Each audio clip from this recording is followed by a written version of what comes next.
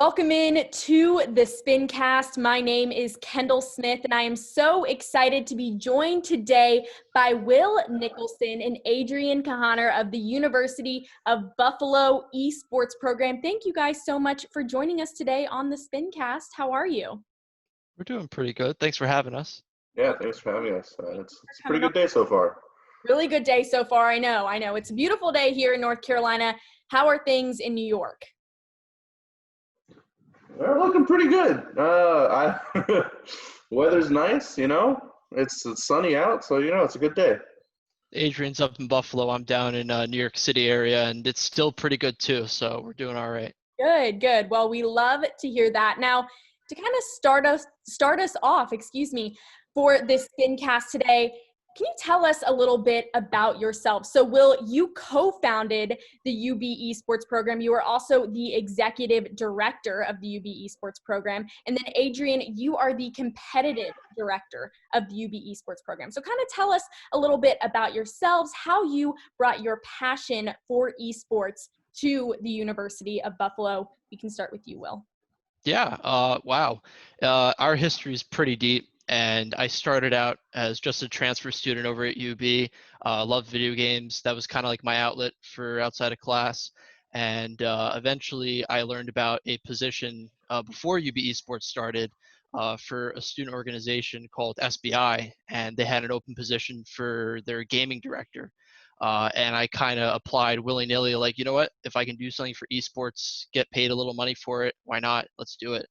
And I fell into this trapping of esports over at UB, where I've become very deeply involved, running League of Legends tournaments, a bunch of other game tournaments, and SBI is no longer with us, but eventually I met ADRIAN and a bunch of other people, and we mustered our resources together to found UB Esports as its own organization.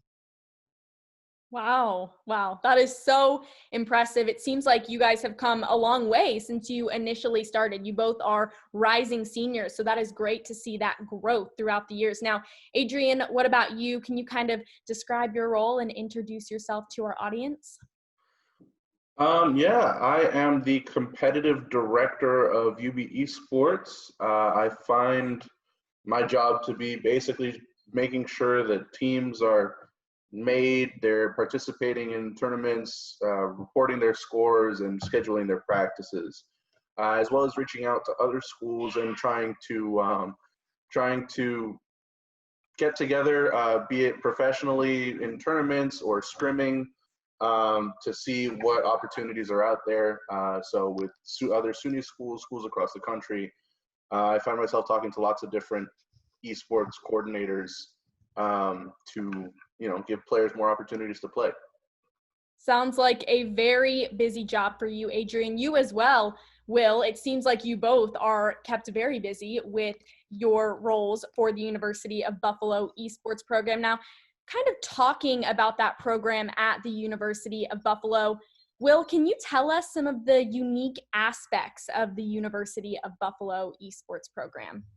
It's very much developing. We're still in the early stages of coming up to be. We currently don't have any full-time faculty or staff who are really sponsoring the program on the esports side.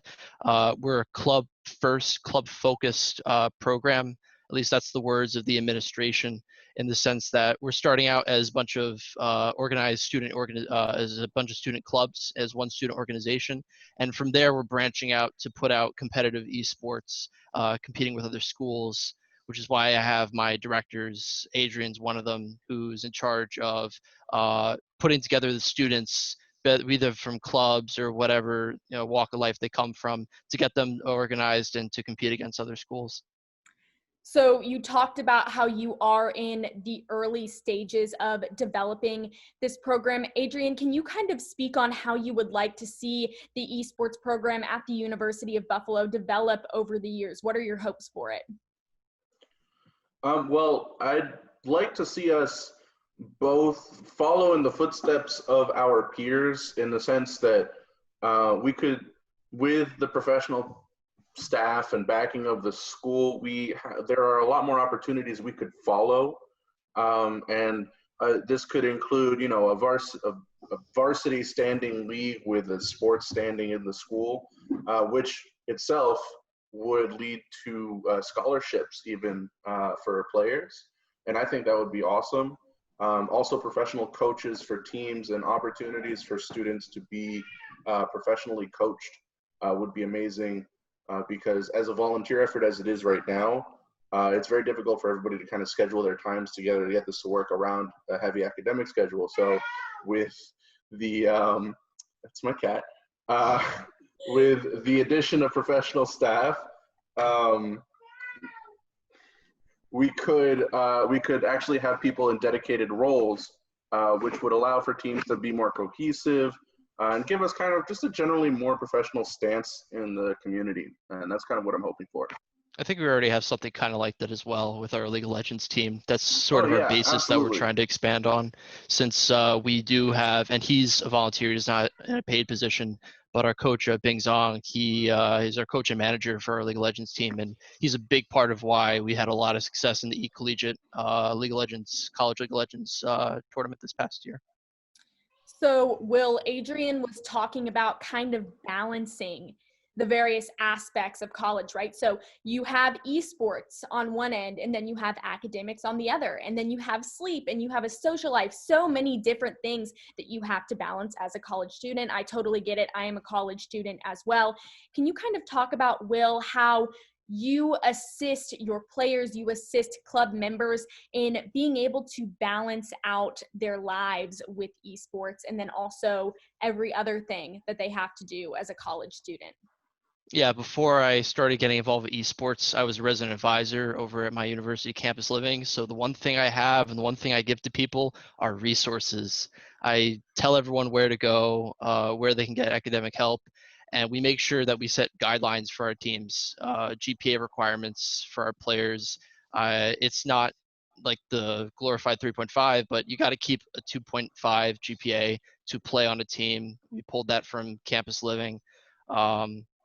And we recommend that people go see their professors, go to the academic advising and the tutoring resources available on campus. I won't go too much into it. I'll do my RA spiel, but there's a lot of resources, and we make sure to educate our members and players about them.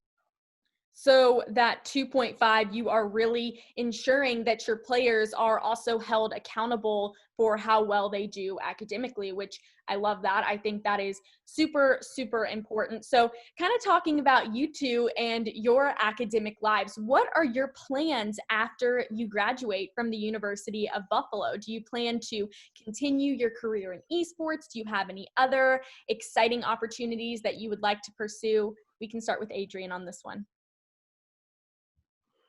I mean, I feel like esports is a stepping stone for a lot of people. I know that I find myself in kind of a leadership position for it right now, but I feel like what it is really leadership training for the future. And also giving people opportunities for leadership in the future.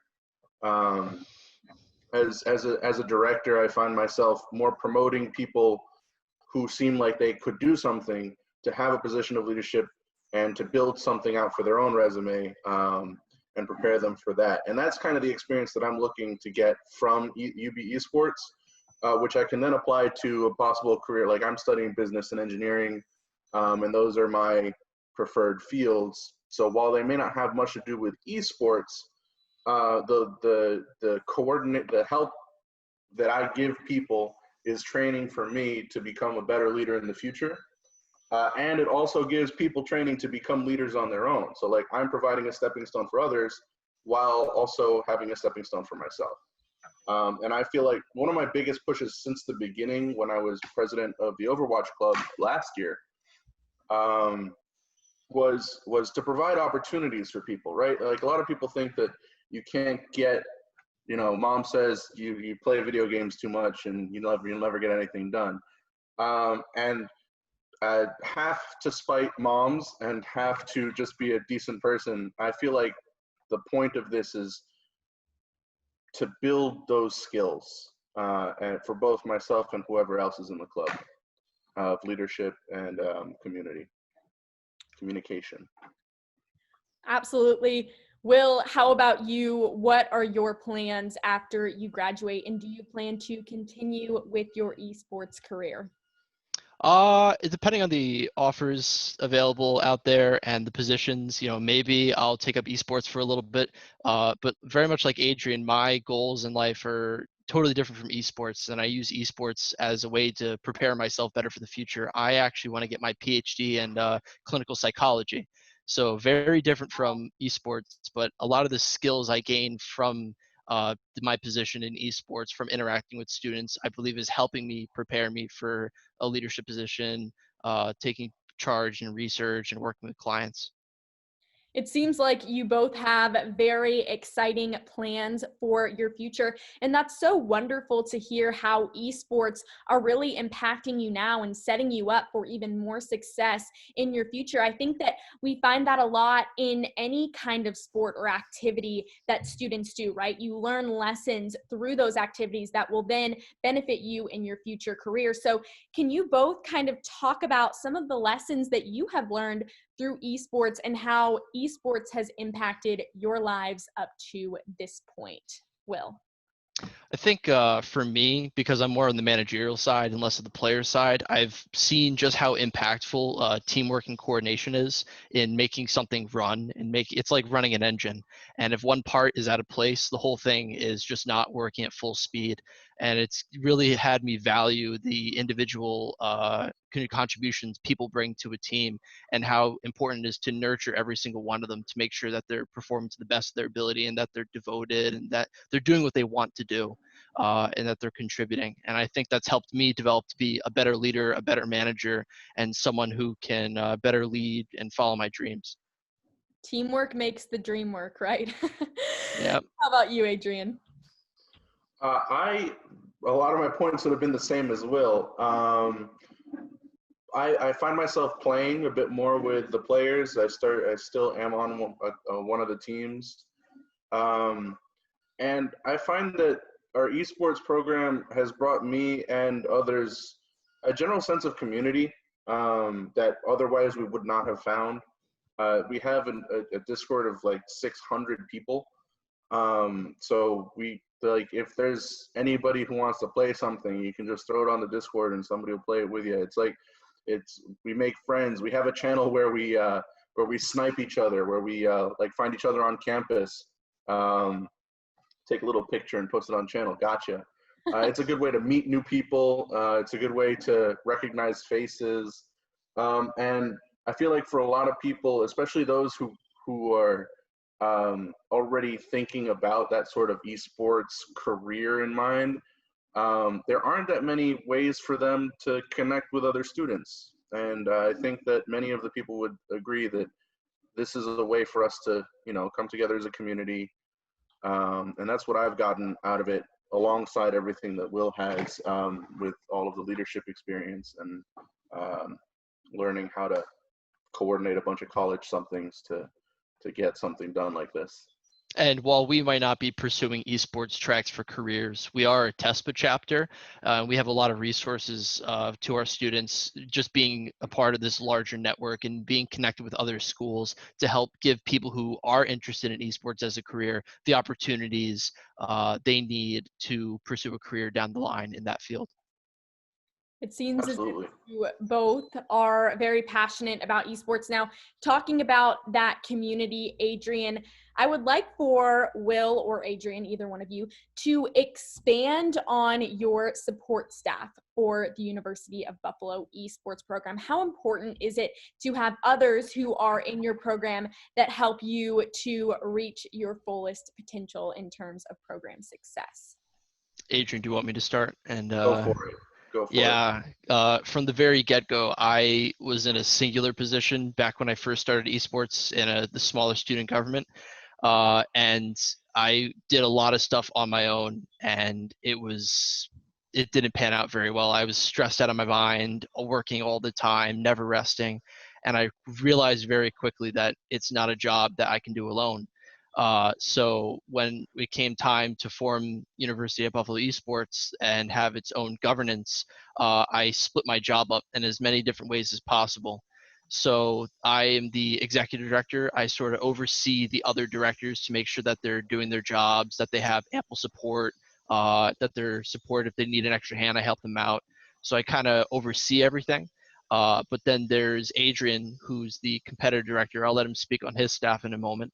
And then I have our community director, who oversees the clubs and officers, a managing director who puts in event proposals, keeps track of attendance, voting,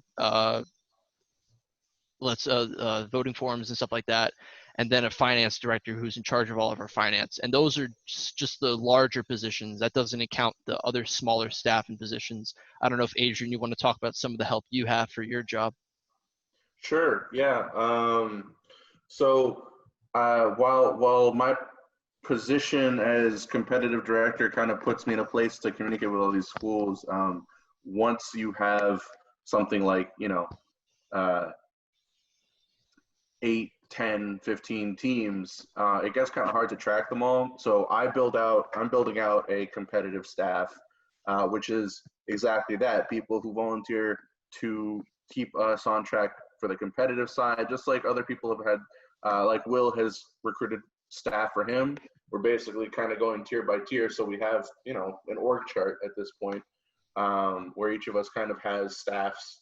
And each club is organized staff-wise as well. There's a president and a vice president for each club.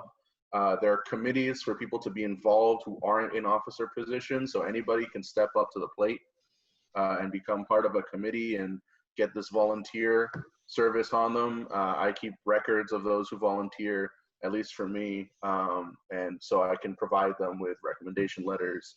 I can provide them with volunteer hours and such, so should they so request. We're still kind of new. I'm not going to say we have all the staff we want and the organization structure that we want yet. I'm still recruiting for staff at this point in time. And I know that other members of the board will begin to recruit staff once their jobs start to become difficult to manage alone. And we all kind of learned from Will suffering for all of us, that doing it alone is just not a good strategy. Having a kind of group structure that can work together is definitely the way to go. And we're doing what we can to make sure that that happens at every step of the way. I think it's important to note that we've been around for less than a year, and that in what we've done in a year's time is pretty crazy how we've been able to build ourselves up so very fast. But when you grow really fast, you get growing pains, and that's sort of what we have to just, plow through and eventually find our sweet spot where we're hoping to get to.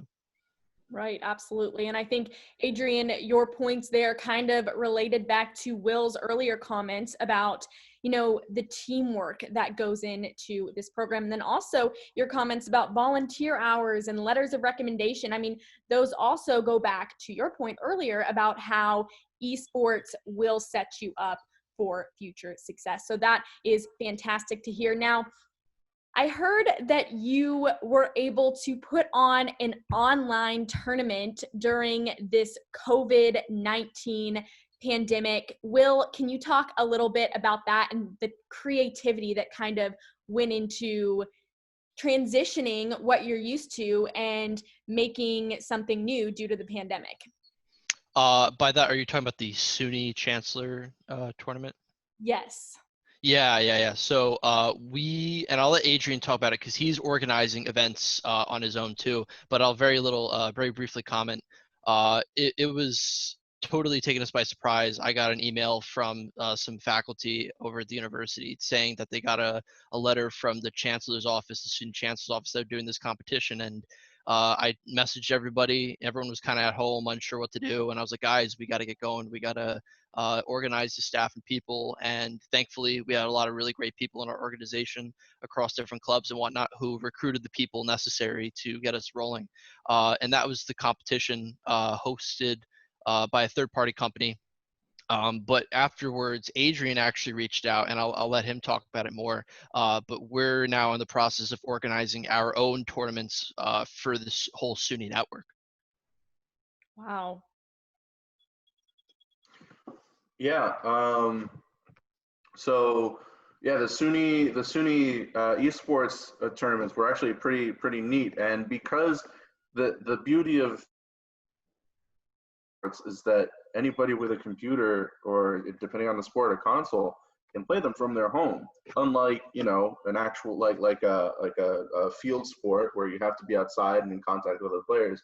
So it was actually great to see so many people just like, oh, we've got the time, we might as well put it to something interesting, right? And that's kind of what the SUNY League capitalized on. So seeing that this happened, and because it was only for a few games, I felt that our community was kind of, we needed something to do for ourselves, and without something to do, the community kind of falls apart, right? There's nothing going on. So I brought it upon UB to start organizing tournaments for the entire state, for SUNY to use, so we can kind of host these statewide tournaments for other games that the schools that the original hoster may not have been able to do. So now we've got other larger titles coming up like League of Legends and Overwatch, as well as CSGO possibly, to be able to get more people active over the summer, keep people involved. The more people stay involved, the more opportunities they have. And it all, again, comes back to the community and keeping everybody kind of doing something to keep us all, you know, together and cohesive. Well, that sounds awesome. Congratulations on being able to do that. I mean, during a time like this, you know, things take us by storm and kind of surprise us, and the ability to adapt to the situation is certainly admirable. So congratulations to both of you on that. Now, a couple more questions today, some fun questions actually. Can you both tell me your favorite memories from being a part of the esports program at the University of Buffalo? We can start with Adrian on this one. All right. Okay, going by the official esports timeline. I think my favorite memory was of the first, when Overwatch clubs last year, does that count as esports? Yeah, esports? sure, why not? Yeah, all right. So we did a tournament at the Microsoft Walden Galleria Mall. They had a store, and they had a bunch of computers lined up in their esports little arena. And it was I think it was our first official tournament. And we had something like 4 or 5 teams, including other organizations on campus that showed up and sent players. That was just all around really fun. Like, I think that it gave that sort of sense of game that an outdoor or field sport would give you, when you're together with all these people and you hear everybody like shouting during these matches, and you see that the players, all their screens up, and the replays going on and the stream happening. I think that was absolutely incredible. It was the first time that it happened for the school, or well, the second, technically the second time, the first official time. And it kind of gave me kind of that view of what esports could possibly be in the future. And it's what we've been working towards all this time, of, you know, big events and having lots of people and coming together over, you know, a game we all love. The total experience. That sounds incredible. How about you, Will? Do you have any favorite memories from being a part of the esports program at the University of Buffalo? I think when we first did our first large-scale organizational event, we had maybe 80 people come, and we packed a room in our student union, and we had people from, you know, all walks of life come in, playing all the different games, just coming together and having fun. And people brought, you know, like drinks and ordered pizza and brought food from outside, and we were in this room. It was supposed to be like an hour, maybe 2 hours max, and we wound up being there for 4 or 5 hours, just using the space and having a good time.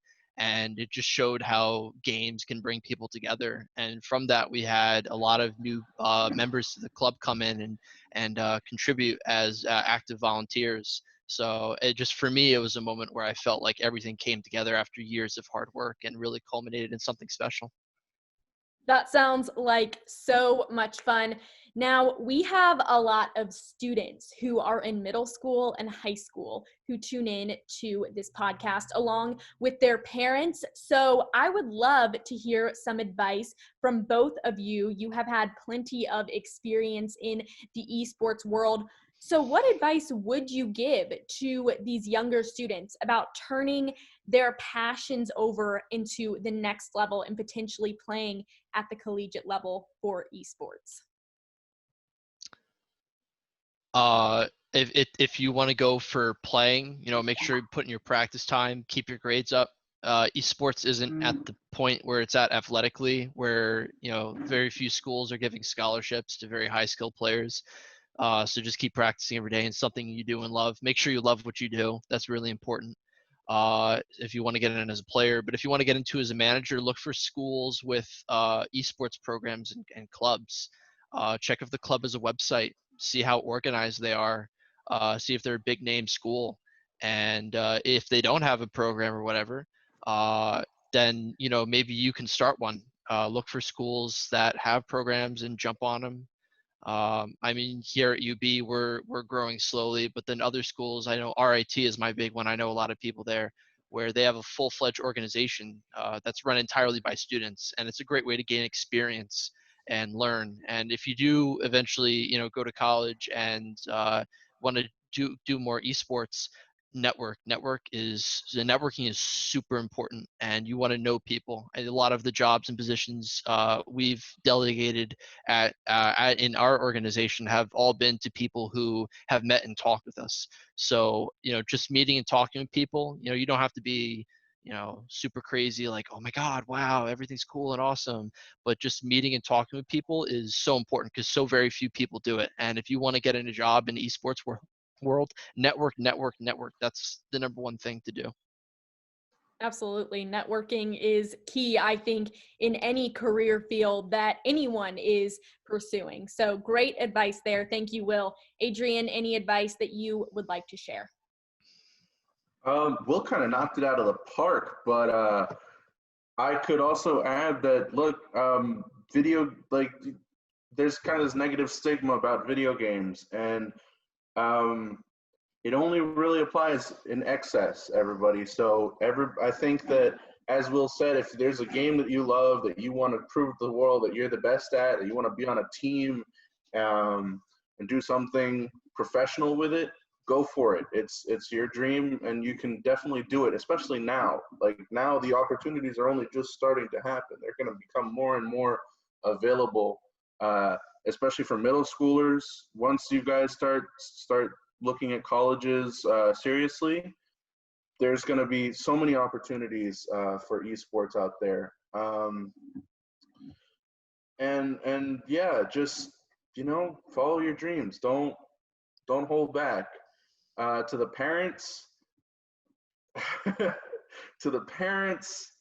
I know I'm telling your kids to play more video games, but it doesn't have to be looked at that way. There's a healthy balance in life that can be achieved, and as long as everybody is, being healthy about playing the games that they love, they're getting everything they need from life, then I don't think that there's a problem. And I think that this sort of kind of team bonding and professional sports outlook is a great career path in this world, and that it should be supported. So yeah, if your kid's interested in esports, give it a shot. Like we said earlier, a lot of great lessons are learned through esports, and you two are both perfect examples of that. Now, one final question: where can we find the University of Buffalo esports program on social media? What are your handles? Buffalo Esports. Adrian, am I missing any of our tags? Buffalo Esports. On Twitter, Instagram. Yeah, Twitter, Instagram. We got a Facebook page. If you're interested in UB as a school, we have a LinkedIn profile. Wow. We got everything. Nice. Good for you. Do you have a social media coordinator or something? Because that is very impressive. We got a whole committee behind it. Oh, yeah. Of people who, because social media is a legit career, and we want to make sure to give people that experience. Right. Awesome. Well, great. Yeah, Thank you we so we much. actually we have people like incoming freshmen and students who are interested in the school actually join our Discord pretty regularly.